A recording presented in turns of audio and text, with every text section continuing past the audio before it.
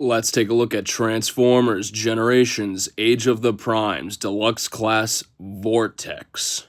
Not only do I love Hasbro for coming out with a very accurate version of one of my favorite characters of all time, but to tease me with the fact they're coming out with a few more super accurate versions of some of my favorite characters ever of all time in all of fiction.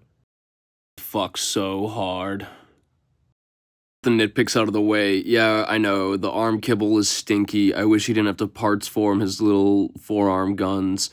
And I wish his legs were more accurate in the sense that his calves down are backwards. The top of the cockpit should be the front of his shins.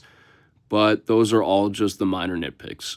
But all that being said, this is just the most accurate G1 official Vortex we've ever gotten, and even with all the arm, kibble problems and everything, it doesn't really get in the way of the propeller as much as you think it would. I mean, it still kinda does, but yeah. Have him in his helicopter mode. Now, I do have one nitpick that stands head and shoulders above the rest of this figure, and it's in this mode.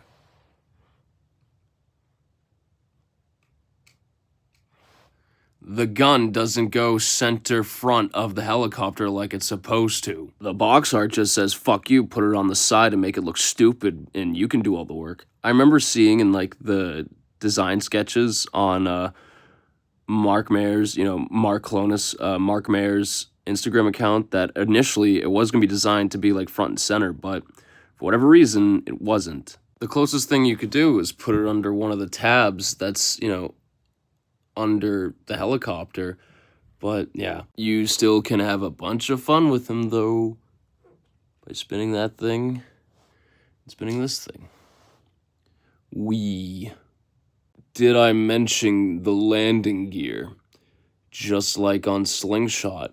In fact, this entire thing is essentially a reshell or serious remolding, retooling, whatever you want to call it, of Slingshot. And him being a remold or a reshell of Slingshot actually makes a lot of sense, if you think about it. So, in Legacy, when we had our first modern combiner from the current design team, when they made the Stunnercons, we saw that they had Breakdown and Wild Rider share a mold. Then, come Age of the Primes in the year 2025, they're coming out with Superion, and across 4 of the Aerobots, they share 2 molds. With the Combaticons, maybe they can't get away with that, so Fireflight and Vortex are retools and reshells of Slingshot.